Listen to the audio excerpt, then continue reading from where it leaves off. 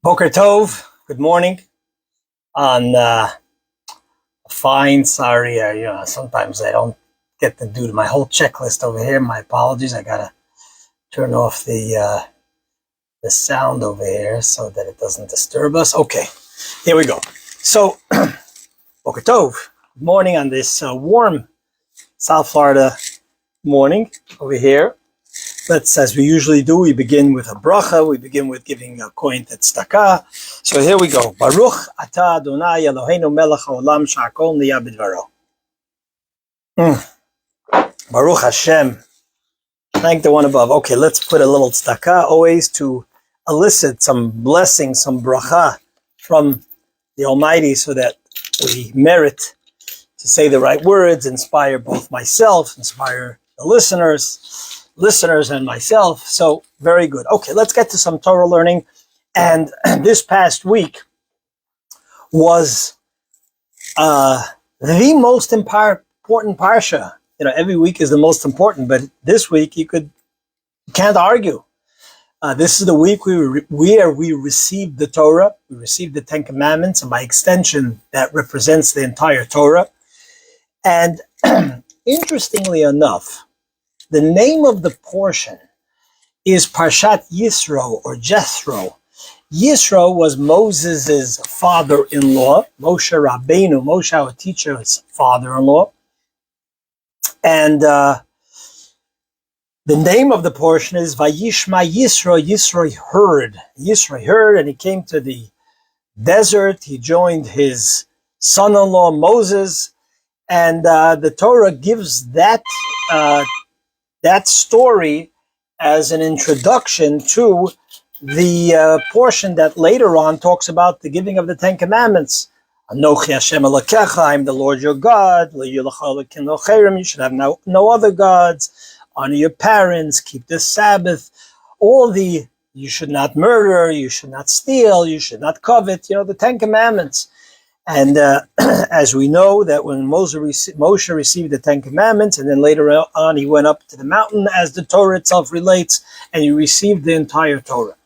But the Torah says, it's important for us to know, Vayishma Yisro, Yisro heard, and he came to the desert to join the people, even though Yisro was a very prominent member of society, as the Torah itself states that he was a great thinker. So what is it that prompted Yisro to come? Now it's interesting, the verse itself says, I'm going to read the verse over here. Let me open up the Torah over here, Parshat Yisro. The verse itself states what Yisro heard, but Rashi and other commentaries somehow do not just give us what the verse says, but it highlights or singles in or focuses in on more specific things of what is it that Yisro heard that caused him to come and hear and caused him to come and join the Jews in the desert. So here's the verse. I'm going to read the holy words of God first. Vayishma Yisro. Yisro heard, Kohen Midian. He was the Kohen of Midian. He was the priest of Midian. Choten Moshe, the father-in-law of Moshe, ate kol asher asa Elokim leMoshe v'Yisrael, everything that God did to Moses and Israel, Amo, his nation. Ki hotzi Hashem es Yisrael miMitzrayim, God took his people, the Israelites, out of Egypt. And that's how the verse reads. But then when we come to Rashi says something more specific. What specifically did he hear? The words of Rashi is Ma Shmua Shama Uba. What did he hear that made him come? Says Rashi, two things. Rashi picks two things of the many miracles that occurred. What are the two things? He said he heard Kriyat Yamsuf. He heard about the splitting of the sea, and he heard the miraculous splitting of the Yamsuf, the Red Sea, and he heard about the war, the battle of the Amalek that came to wage war against the Israelites while they were in the desert. And that is what prompted him to come, leave his hometown, leave Midian, the comfort of Midian, and come into the desert. So, of course, the commentaries all ask, why is it that Rashi picks specifically these two things? I mean, seemingly there was other great miracles. The very fact, as the verse says, that God took them out of Egypt, the 10 Commandments, those are amazing miracles. But somehow we choose these two miracles, the splitting of the sea and the battle with Amalek. And so one of the commentaries says something interesting. He says that the reason why we pick these two things, because these were things that the entire world actually sensed and felt, based on what the Medrash tells us. The Medrash tells us that when God split the sea, the Torah, we read this in the song of Az Yashir that we say every single day, that all the nations melted from fear.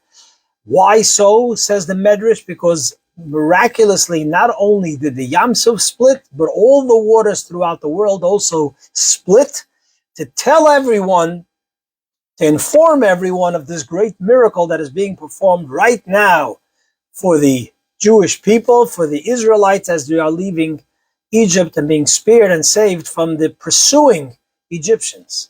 So that is the reason for why it was specifically the splitting of the sea that Yisro heard about. Number two, the battle of Amalek. The Medrash also tells us, and it's alluded to in the verses, that Moses miraculously put the sun on hold to enable the Jews to defeat the attacking Amalekites. And therefore, that's also something that he was able to see, not only sort of hear via, social media or whatever other posts, or the news, or hearsay, and so on. That's what one of the commentaries tell us. And there are other insights into why these two things. And I want to share some other sort of insights and why this is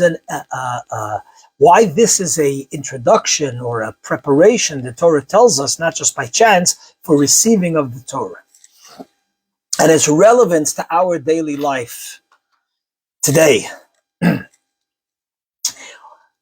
One of the commentaries tells us, let me see if I can find them. I think it's maybe the Al-Shich, the famous Al-Shich. By the way, the Al-Shich, for those of you who have been to Israel, especially to the very spiritual and holy and wonderful, uplifting sort of vibes you get in the city of Tzfat. So there was a period of time where there were 4 great tzaddikim, great righteous people who lived in Tzfat at the same time. There was the Beit Yosef, the author of the Code of Jewish Law.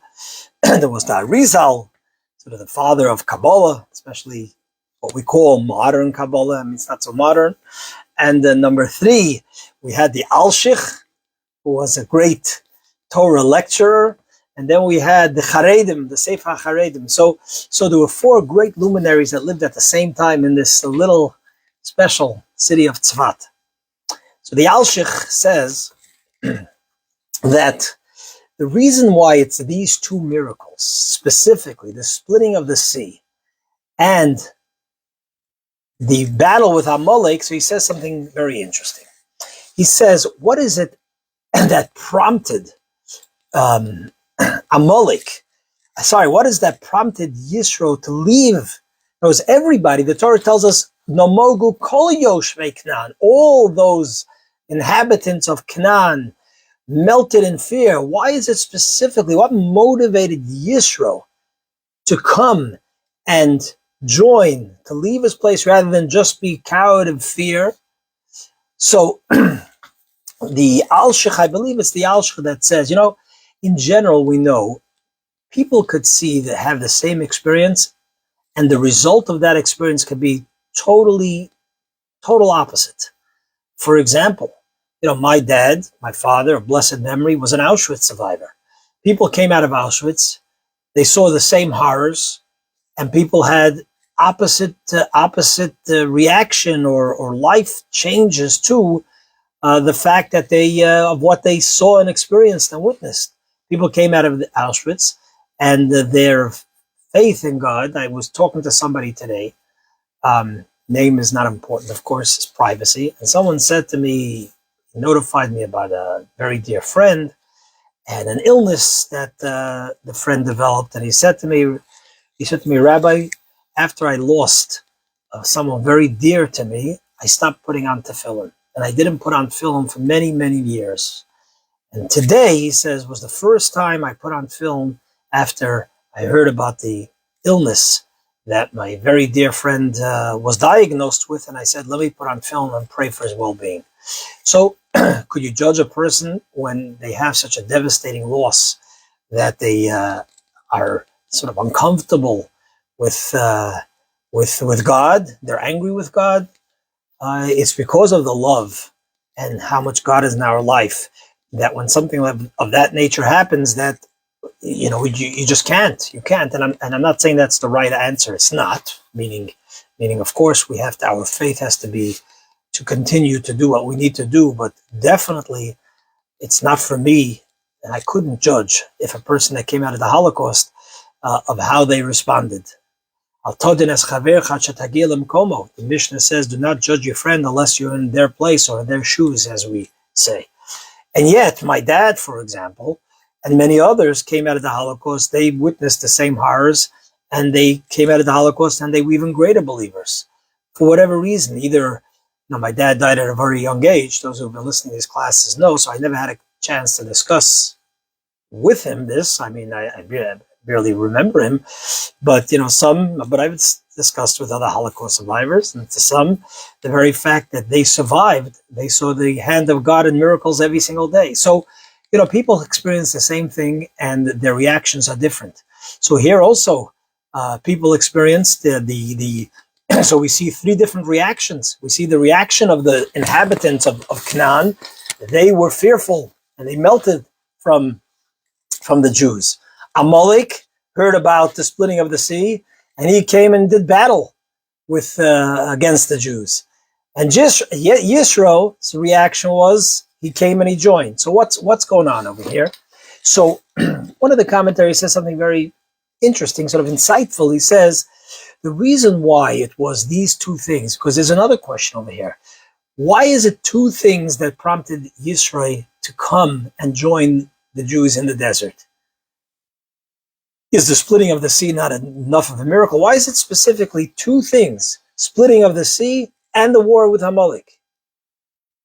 So, splitting of the sea is not a big enough miracle. You know what attracted me? Oh, besides it, there was the war with Amalek.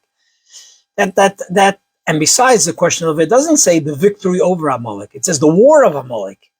Seemingly, it should say, and Nitzachen Amalek, the victory that we had. Great miracle, the victory. But it doesn't say that. It says Mochemet Amalek, the war of Amalek. And also, why was it only Yisro, only just Yisro who was inspired? What's going on over here? So one of the, again, I believe it's the Alshich says something very insightful and relevant. He says the reason why it's these two things is because Yisro, as we know, as the Torah testifies, was a seeker of truth. He spent his life seeking truth. And therefore, this is what perplexed him. This is what motivated him. This is what shook him, so to speak. He said, here we have one moment, the greatest miracle that the entire world saw, which is the splitting of the sea. And not long after that, you could have Amalek come, knowing of all the miracles that these people experienced, the splitting of the sea, and yet they could do war against the people that God performed the miracles for. This Yisro said, I need to go ahead. No matter how inspired I am from miracles or whatever else life brings, that's not enough. I got to go and be in an environment that allows for that inspiration to remain. Otherwise, it wears off. You could experience the greatest miracles in life. You could have the highest moment of inspiration. And the next moment, you're going to do battle against those very same people that the miracle occurred. Incidentally, as a side note, which is also relevant today, somewhat sadly, is one of the commentaries explains, and I'm not good with remembering the names of the commentaries. One of the commentaries explains that Yisro said that here we had a people that were enslaved in Egypt. This is very apropos because just yesterday another 3 hostages were released. God willing, the rest of the hostages, both living and those who were murdered, should be returned. But the hostages were released. As I mentioned last week about taking Egypt out of us, what inspired Yisro and says, I got to come be with this people, is one moment God has to perform all of these great miracles to take them out of Egypt, the splitting of the sea. So they are a people who are deeply enslaved. Short while later, when they have to take up arms and defend themselves, they're ready to do battle, they're ready to do war. That's why it says Milchemes Amalek, the war of Amalek. He says a people like that, an oppressed people that just shortly went through Egyptian bondage and humiliation, an oppressed people who just went through the Holocaust. And shortly later, they're taking up arms and establishing a beautiful country of Israel, establishing institutions of yeshivot and synagogues all over the world, rebuilding themselves, fighting those who want to see them fail. He says that is a people that are not just being handheld by God, but they have that inner spirit to internalize that, and they have that inner fight for holiness, for goodness, for what's right. Hostages. One moment you hear, and we know, gone for a year and a half, and then we hear how they did whatever they can to help each other, to keep the Shabbat. He says, it is that fighting spirit that I need to be part of, which is another beautiful insight. But let me go back to what I was, this is a divergence, although it's also a very important and beautiful insight. But here, Yisro was saying, you could be at the greatest heights, and then you fall down. You need to be in an environment. You have to be part of. You have to be part of a community. You have to be part of a person as a sort of a social being. You're influenced by your surroundings. To be alone is not healthy. There's an old story about the fellow who stopped coming to the synagogue. The rabbi went to visit him, and he said to the rabbi, "Look, God is at home too. I have to come to the synagogue. I have to be part of the community."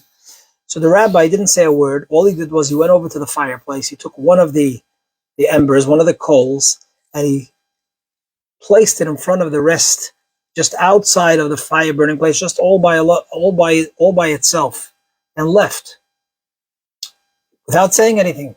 And the fellow was sort of perplexed. What's the message here? But then he noticed that while the fire continued to burn, within a couple of hours, this lone coal burnt itself out. And the rabbi was telling him that when you are with others in a community, in a house of worship, in a house where others are inspired, when you're a little down, they lift you up, and vice versa.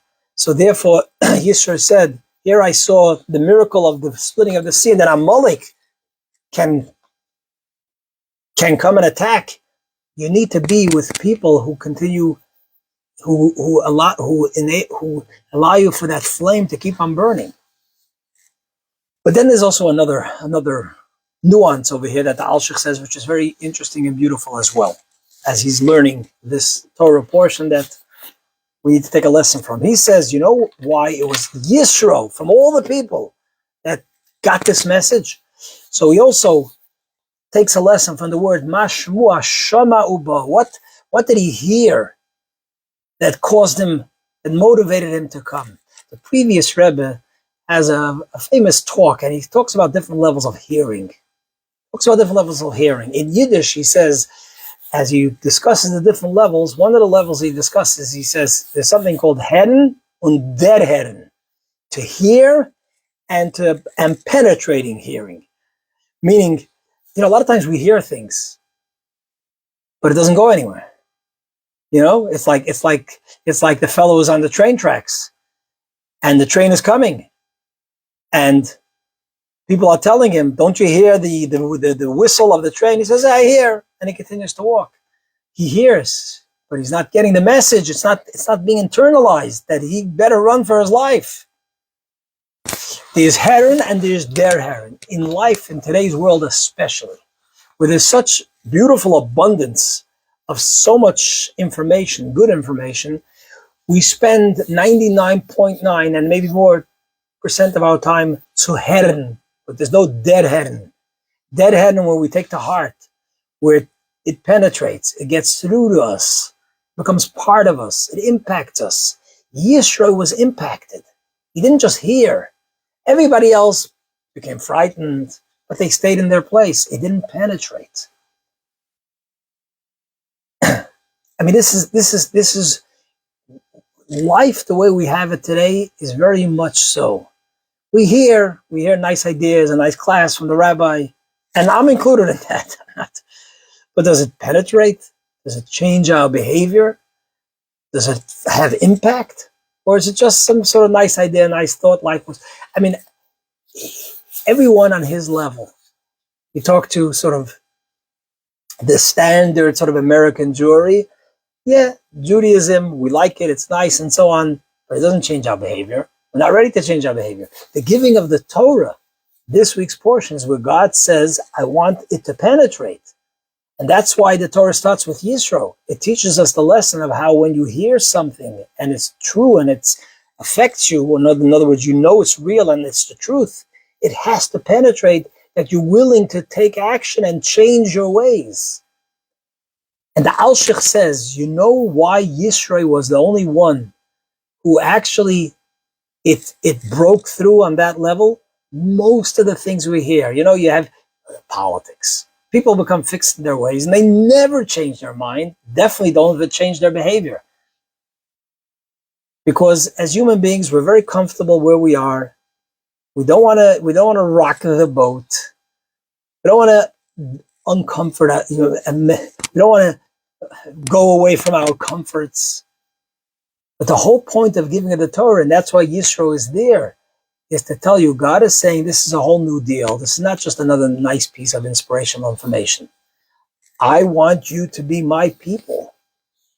I want mankind to live a life based on the teachings of Torah. And the Alshich continues and says, you know why Yisro was the one who was affected on that level, and why we read about him? Because he was connected to Moshe. Another important lesson.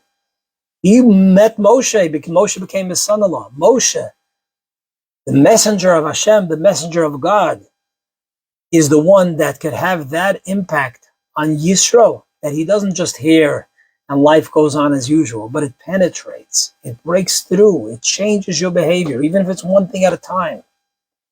It changes your thinking. Torah has to change your thinking.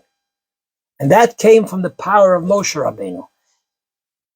Before God gave the Torah to the Jewish people, they said, Na'aseh v'nishma, we will do and we will listen, we will understand, because both are necessary. First, we will do. We have that sort of submission to a higher power, to God, our Creator, who took us out of Egypt, as the beginning of the Ten Commandments states. So there has to be that Na'aseh, we will do, whether we understand or not. But then we also need to understand, because when we understand, it changes our mind, it changes our thinking, it changes our reality, it changes our perspective, it becomes a holy perspective. Our value system, our principles, our way of thinking, looking at things, dealing with issues that come our way, how we respond to them, the decisions we make. You have to have Na'aseh and Nishma, and that comes about through having a Moshe Rabbeinu in your life. The Mishnah says, Aseh l'charav, every single person has to have a spiritual mentor. A spiritual mentor that can move you, that can get you out of your box, that can lift you up, that can change, that can connect you to something greater and higher on a level which is not just superficial, but it penetrates. That's what the Torah is telling us over here. Mashmu Hashama Uba. It's about staying focused. I heard a story, and I'll conclude with that. I heard a Hasidic story. Hasidic stories have a way of talking about penetrating, bringing home the message. I heard a story of Reb Mendel Futafas. I had the merit of still seeing this elder Chassid, Reb Mendel Futafas, who I believe passed away probably in the 80s. And in the late 80s, I think he passed away maybe. He was a Chassid that he was a Hasidic Jew that sat in the gulags in the Soviet Union for being a Jew. And he sat in the gulags, I think, for 10 years. And he developed the respect of his fellow inmates because he did not give up on his devotion and connection to the Almighty, and they respected him for that. So he relates. There's a book that they put out of a lot of. He was a very. I had the merit to attend some of his farbrengens, his Hasidic sort of gatherings. He had a warmth and a wit, and he was a wise man. And he knew how to make a point that got to the core of the issue. And he also would share stories and things that he learned during his captivity. And he shared the following story. He says, one day, one of the prisoners came over to him and he said to Reb Mendel, he said, Reb Mendel, I respect you as a holy man. I also know that you could keep a secret. I want to tell you that tomorrow I am escaping. And you better not tell a soul, because if I find out you told a soul, you're done. But I trust you. But I also know you're a holy man. Why am I telling you? Because I want you to pray for me. He says, how can you escape? There's so many layers of protection over here.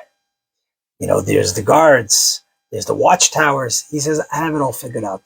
I know when they change the guards. I know I know how to break out of the fence, the moment that, what's the best moment, all that stuff. But Mendel says to him, but there's also these vicious dogs that are trained. And even if you get past all of that, you can't outrun them. They're going to maul you. They're going to kill you. He says, don't worry. You can watch me. Tells him, don't worry. I have it all figured out. Okay. The next day, the time comes. And sure enough, he makes it over at a time where he knows that exactly, how you avoid the lights. We've all seen some of these, that era films. And he breaks out the first level. And as the next guard, whatever the different levels, and at one point the guard realizes there's a cut in the gate, and of course they unleash the dogs, and the dogs go running after him. What does he do? He managed somehow to smuggle 2 nice, good pieces of steak, and as soon as the dogs get close to him, he takes out the 2 pieces of steak, and he drops it, and sure enough, the dogs go for the steak, they forget about him, and he's able to escape to safety.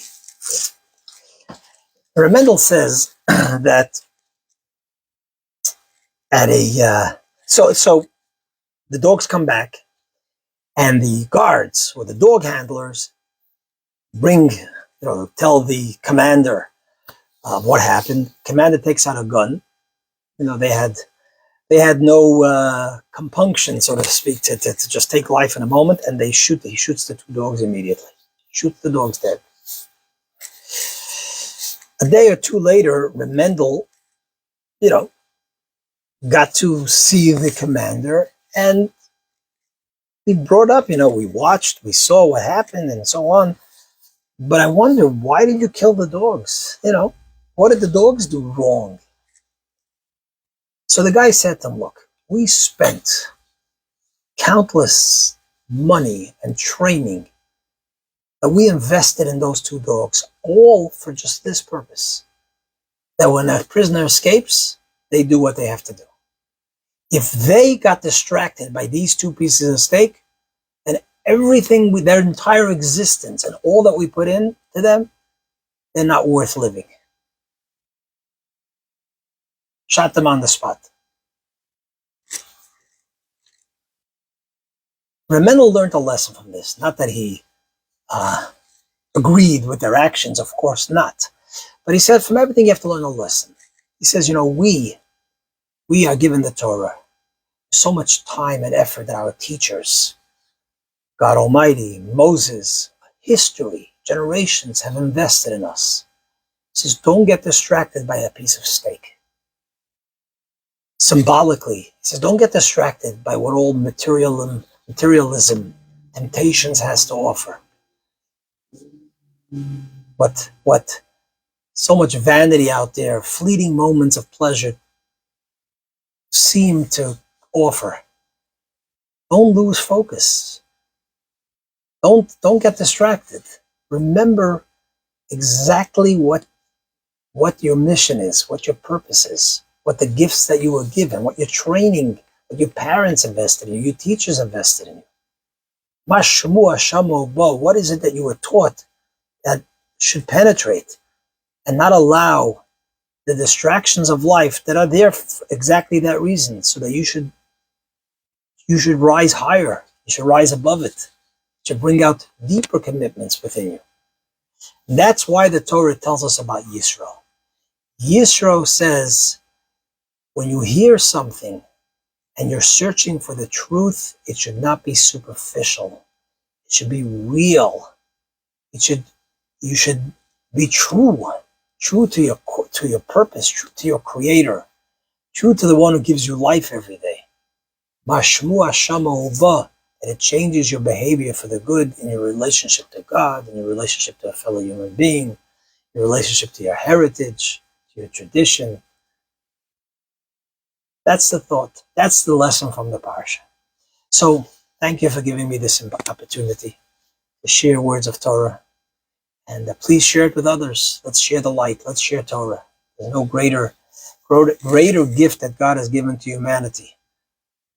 All of true, real principles and morals are all based in Torah. Let's share it. Thank you. Have a wonderful, fantastic, amazing week.